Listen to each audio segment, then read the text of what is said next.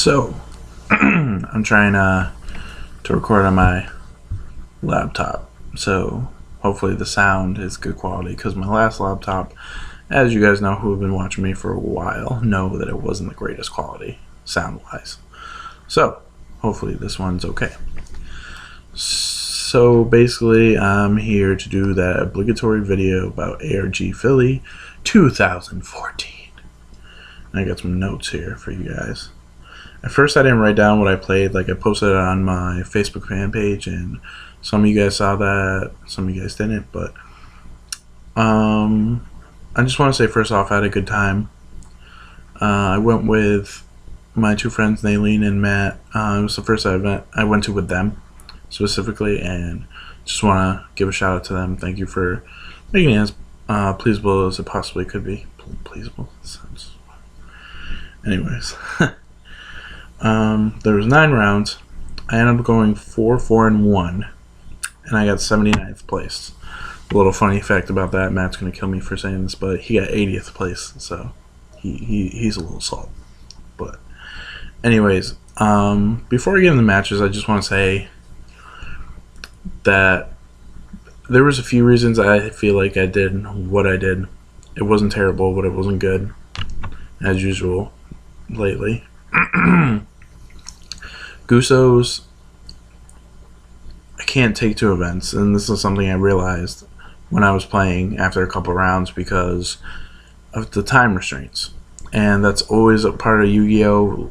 No matter what, that there's 40-minute rounds or whatever the rounds are, and Gusos just take longer to operate because they kind of stall until you get the cards you need and then go for the OTK or just flat out resource you. And it was clear that even if people had some idea of what they do, they knew not to attack my monsters, so that way they would keep passing and passing, and I would do the same. So therefore, you know, like, there was nothing I can do, and that just kind of sucks. Actually, like, it hit me a little bit. I'm like, damn, it's really like that. Like, I can bring them to event. It's a good local deck. It's a good deck in general, but out of those 4 losses and 1 draw, 3 out of 5 of the combined losses and draws was because of time. And there's a good chance I would have won those games. So really, I could have been like 7-2 and made top 16 maybe, or definitely top 32 for sure. And that just sucks, you know what I mean? That I lost because of, you know, time restrictions. And it is what it is. I can't blame anybody, really. That was the really big thing, I think, that why I didn't do too well. Like, I didn't really misplay that often. I did misplay game 1 against my first round. I do remember that clearly. I did misplay against another game, but other than that, I thought I did really well. And it just wasn't there. Like, Lightsworns, I played 3 Lightsworns and I 2-0-2 with them, and I got 2-0'd by 1, but he was a pretty good player. So I'll go over the rounds real quick. I actually recorded this video last night on my walk, but I didn't like the way it came out, so I'm doing this now. And I wanted to test out my laptop thing. So round 1, I played 3/4 Axis Fire Fist. I got 2-0 by them.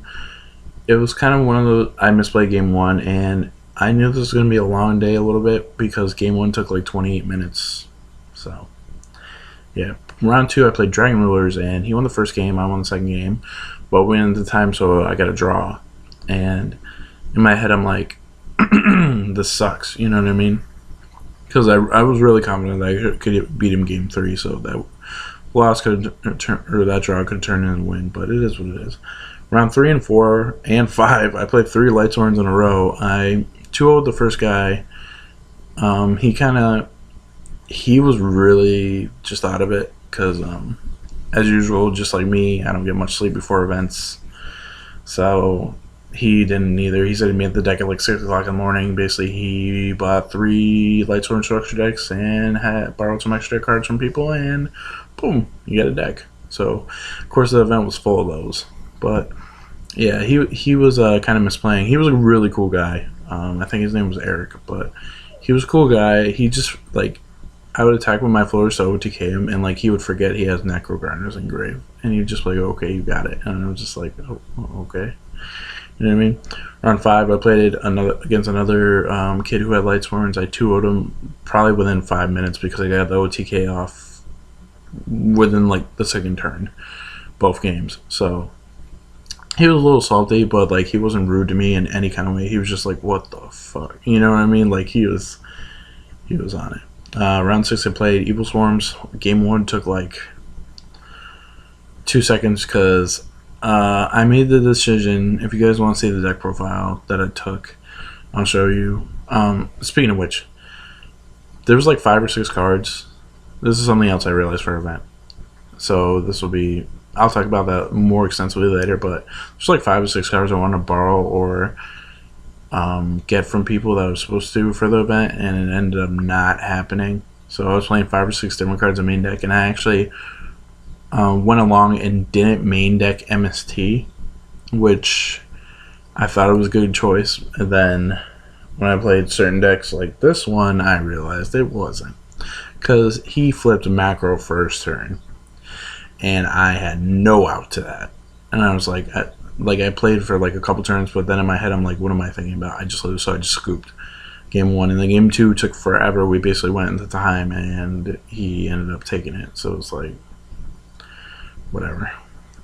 Round 7, I beat Raccoons. He wasn't a terrible player, but I don't think he was either used to the deck or he was really focused. But yeah. Round 8, I got a no-show. Round 9, I played Raccoons. This guy, he didn't upset me, but like, all right. So game 3, round game 3, whatever. Well, basically he opened nuts for that deck. Game 1 and 3, basically he opened up. Oh, he opened up Beacon School all 3 games. The card's at 3, so I can see it happening. But then he opened up, if you guys know that like Ayers Mountain thing, and like I had my floater set, so I was good. And he made Obedience School, whatever, made the 2 of the baby Draco's hexes, me and my friends like to call them. And then he Monster Born with that Ayers card or whatever, the wind-up kit, and returned it. And he did that twice in game 1, so that's how he won. And then game 2, I ended up winning because he opened Obedience School, but he didn't open everything else. Like, or I had an answer. In game 3, we both basically admitted to each other, we're like, yeah, we opened kind of bad, and he opened up 2 Nobleman crossouts. So actually, he didn't open up bad, and he Nobleman cross out both my floaters. So that's how I lost. But I could have won that game too. Like, I should have known the Nobleman crossout was there, and I should have just normal summoned my floater because I basically had a really good hand pending that floater hit the grave. So yeah. And that was it, honestly. But like I said, like, I can tell now that Gusos are not a deck I want to take to events. Only locals because of time restraints, whether it be because my opponent doesn't know what they do and they have to read every single card, which is perfectly understandable, or, you know, things just, it didn't work out. So, like, it's not a bad deck, like I said, but I don't think either it's not the right time, or I really think the time restraint is what it is, because like I said, I probably would have been like 7-2 or, you know, close to that if there was no time restraints. You know what I mean?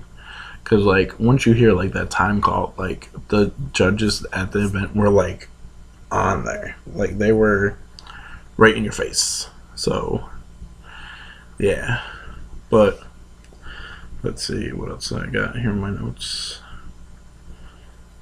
Yeah, so when it comes to the ARG event, like, there was nothing wrong with it. I thought it was great. You know, that's the second circuit I've been to, I think. Yeah, because I've been to Worcester and I've been to this one in Philly. And it was overall a good time. I got to see some people I haven't seen in a while, so it was cool to see you guys. And yeah, it's just, it changed my perspective on what to run. And I guess that kind of goes for like everything that's like non-meta. You have to expect to, like, unless your non-meta deck is fast, you have to expect that you're going to have some time restraints like Gustos, and I can't think of other ones right now, but you guys know what I mean. like I have to play like a straight up deck. It seems like because not because I'm slow, because just that's how the game works right now. So I think I don't know. Like we're waiting for the ban list. Supposedly it's going to be leaked today, but you never know how that's going to go. So what else was I going to say to you guys? Oh, sorry, I lost my train of thought. But tomorrow I have a video featuring Tommy from the Trio Project, basically telling you guys how to beat Madolches, or his, because he plays Madolches, and how to counter them.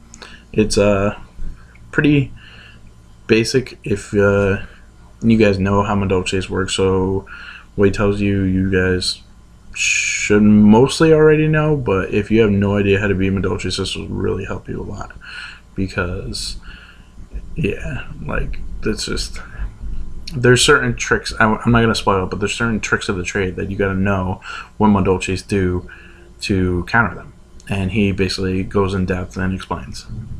So stay tuned for that. I'd appreciate if you guys watch that tomorrow.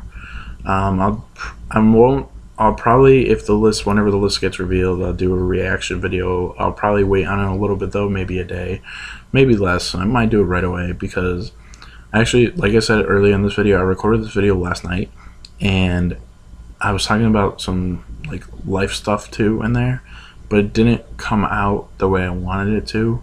So I kind of just cut it out for now. And I know some of you guys like when I talk about like life stuff, like giving advice, or just like saying stuff, and some of you may not, but I just didn't like the way it came out. But it is what it is. If for those of you who've been following me since the beginning, actually my 1 year anniversary is coming up. I think it's July 10th. Like 9 days or something like that is when I posted my first video on this channel. So stay tuned for, stay tuned, I guess. But what I really want to talk about too, just real quick, is I hit the 250 subscriber mark.